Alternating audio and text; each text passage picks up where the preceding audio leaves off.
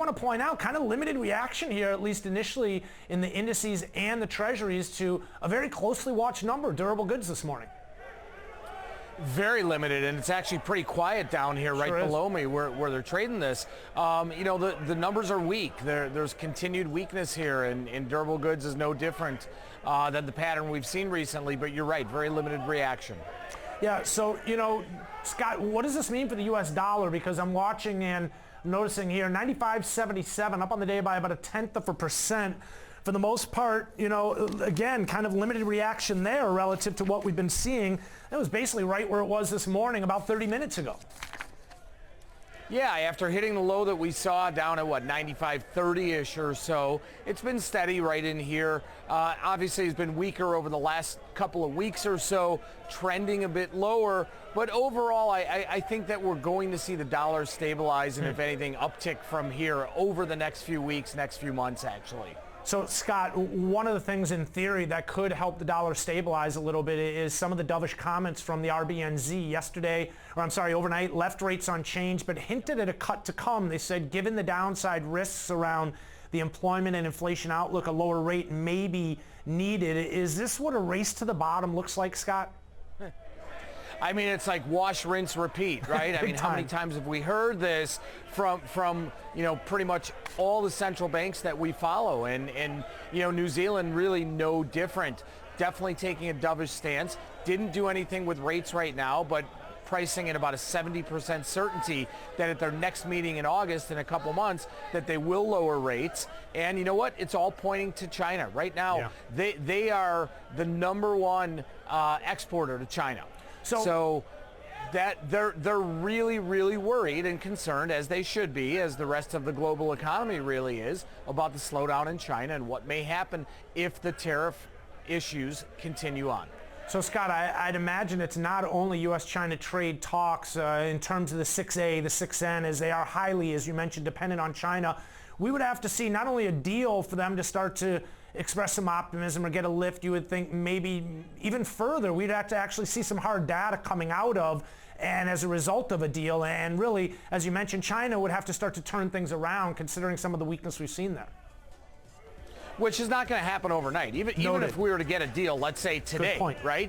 If we get a deal today, we're not going to see that turnaround. Yeah, this could take months. We're not going to see it for 3 to 6 months probably. Okay. Now, there may be some anticipation ahead of that, okay, there's a light at the end of the tunnel. But you're right, Ben. In terms of the hard data, in terms of the real results, it's lagging. So, you know, 3 to 6 months down the road is when you might see something affected in the marketplace. Scott, talk to me, because we've gone from a Fed that was on autopilot to, well, rate limbos, and how low can we go? Is this what a soft landing looks like, or should we brace ourselves for impact? I mean, we've taken it very gradual here, and I have been in the camp actually up until just recently that there was no way that the Fed was going to decrease rates. And in fact, by the end of the year, I had kind of expected that we may see an increase in rates. But the economic data that we have seen over the last few weeks, the last month or so, really has kind of given the backbone to, you know what, we do need to see lower rates. Now, how low can they go? I am certainly not in the camp that we need a 50 basis point cut next month, excuse me. I am not of the belief that we need to drastically revise monetary policy here. I don't think things are that bad yet. However, they can turn on a dime. Scott, many would argue that the U.S. is weaponizing the dollar. I wonder if this sentiment is investors, well, leaving currencies for hard assets like gold and other safe haven kind of nooks and crannies like treasuries, for example.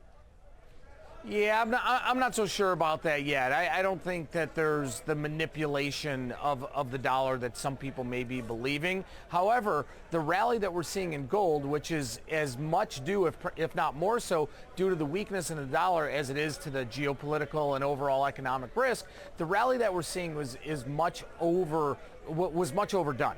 We saw big sell-offs in the marketplace and risk in the marketplace over the last 18 months, and gold never budged. So to me, this is a long-awaited catch-up move in gold, which I see topping out here pretty soon.